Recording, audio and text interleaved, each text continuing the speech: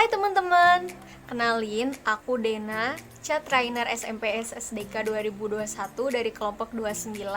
Pada kesempatan kali ini, aku mau sharing nih sama teman-teman mengenai suatu topik yang sangat penting dan relatable di zaman yang serba online gini. Buat teman-teman yang bingung gimana sih caranya jadi trainer, tapi di platform online, gimana sih caranya? Nah, bisa banget nih buat teman-teman nyimak dan dengerin penjelasan dari aku. Nah, teman-teman, sebelum kita mulai, aku bakal ngasih tahu sneak peek apa aja sih materi-materi yang mau dibawain pada kesempatan kali ini. Jadi, aku di sini bakal ngejelasin 2 subtema dari 5 topik. Yang pertama adalah menciptakan suasana yang nyaman. Dan yang kedua, aku bakal ngejelasin bedanya trainer dan teacher. Yuk simak baik-baik. Nah teman-teman, untuk menciptakan rasa nyaman, khususnya dalam proses pembelajaran, seorang trainer itu perlu menciptakan suatu keadaan yang nyaman dan juga tentram, atau biasa disebut dengan emotional safety. Rasa nyaman dan tentram ini terbentuk dari bagaimana seorang trainer memahami trainee-nya. Apabila seorang trainer telah membentuk emotional safety sehingga menimbulkan rasa nyaman dan juga tentram, maka tujuan-tujuan dari pembelajaran akan mudah terbentuk. Beberapa tujuan dari pembelajaran diantaranya peserta dan trainer menjadi bonding. Trainer dan peserta mudah dalam berkomunikasi, lalu akan mudah mengenal satu sama lain, lalu juga mudah dalam bertukar pendapat dan juga bahkan mencari solusi atau mengambil keputusan. Dan sampai akhirnya, target pembelajaran dapat dicapai dengan efektif dan optimal. Tapi gimana sih cara kita untuk menciptakan rasa nyaman? Apakah ada kegiatan-kegiatan khusus yang menimbulkan terbentuknya rasa nyaman dan rasa tentram? Tentu saja ada. Nah, aku akan jelasin satu persatu. Yang pertama, ada Family of Change. Nah, Family of Change ini adalah suatu kegiatan yang mana isinya itu adalah proses berbagi cerita antara peserta yang terfokus pada beberapa grup kecil. Nah, jadi kita di sana akan sharing mengenai mood hari ini, kabar hari ini, hikmah yang bisa diambil dari hidup atau kejadian, ataupun apa yang kita syukuri pada hari ini. Hero of the Day. Apa sih itu Hero of the Day?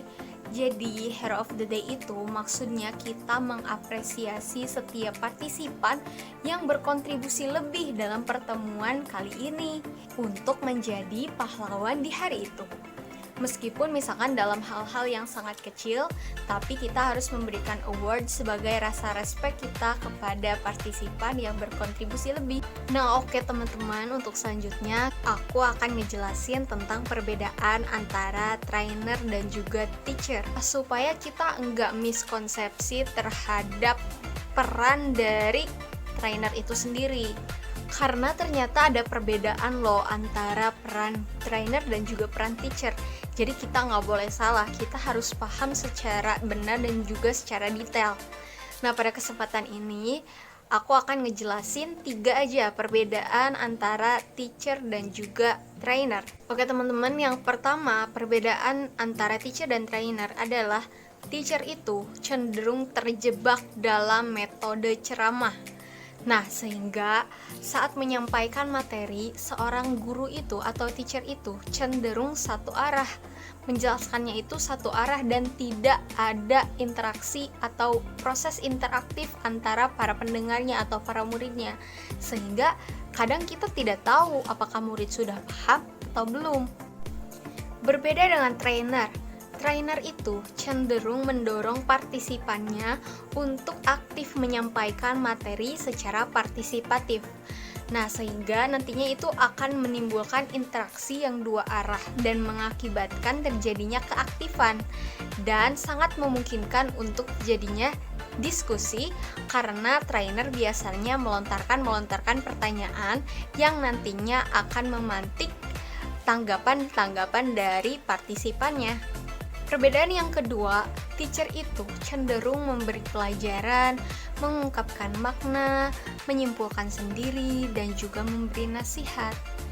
Nah, yang mana hal tersebut melibatkan hanya diri seorang teacher itu sendiri dan tidak melibatkan sama sekali pendengar atau murid, sehingga murid tidak ada kesempatan untuk ikut andil dalam pembelajaran atau ikut speak up dalam pembelajaran. Murid tidak ikut dalam memikirkan solusi, menyimpulkan materi, dan sebagainya. Nah, sedangkan seorang trainer itu akan memberikan kesempatan kepada para pesertanya untuk menjelaskan inti dan memberikan kesimpulannya sendiri. Nah, sebagai trainer, kita hanya menjuruskan dan mengarahkan, bukan memberikan suatu penjelasan atau kesimpulan. Karena pada dasarnya senjata seorang fasilitator atau seorang trainer itu adalah melontarkan atau melemparkan suatu pertanyaan, dan yang akan menyimpulkan dan menentukan hasil atau kesimpulannya adalah peserta itu sendiri. Jadi semua hal itu diputuskan oleh peserta. Dan perbedaan yang ketiga yaitu teacher atau guru itu biasanya melakukan pembelajaran dengan alur yang mengalir tanpa direncanakan sama sekali. Nah, guru itu kadang melakukan pembelajaran itu secara acak, bahkan ada yang kadang tidak sesuai dengan target pembelajaran. Sedangkan trainer akan memiliki alur pembelajaran yang telah direncanakan secara matang dan sangat siap. Seorang trainer itu biasanya akan melakukan pembelajaran dengan alur yang jelas. Bahkan misalkan bisa ada diambil dari analisis kasus yang sedang terjadi pada saat itu dan akhirnya dibentuk suatu kesimpulan. Seorang trainer itu biasanya memiliki outline yang rapi sehingga nantinya materi akan terdeliver dengan baik kepada peserta. Karena penjelasan yang baik adalah penjelasan yang memiliki alur yang jelas. Nah teman-teman, jadi itu ada 3 perbedaan antara trainer dan juga teacher. Sebenarnya masih banyak sekali perbedaan antara keduanya.